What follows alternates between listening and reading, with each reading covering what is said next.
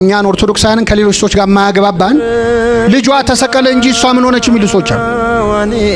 እስቲ እዚህ መሃል እናቶች አላችሁ። አንድ ልጅ ሆዱን እንኳን ሲያመው የምትጨነቀው ማን ነው?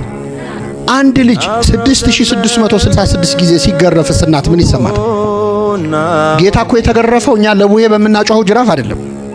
ክርስቶስ የተገረፈው እላዩ ላይ ሚስማሮች ያሉት የሾሉ አጥንቶች ያሉት መግረፊያ ነው ሮማውያን የሚገርፉበት።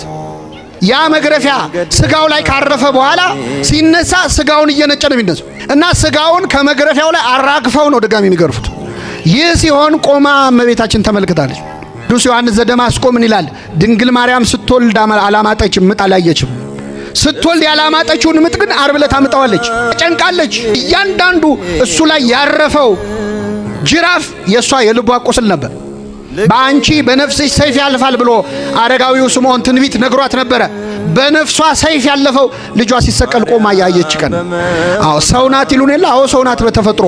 እንደ ሰው ምን ይሰማታል ልጇ እንደዛ ሲሰቃይ? ለኛ አምላካችን ነው፣ ለሷ እኮ ልጇም ነው፣ አምላኳ ብቻ አይደለም።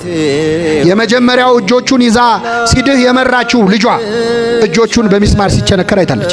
እንግልናዊ ወተቷን ያጠባችው ልጇ ሐሞትና ከርቤ ሲጠጣ አይታለች።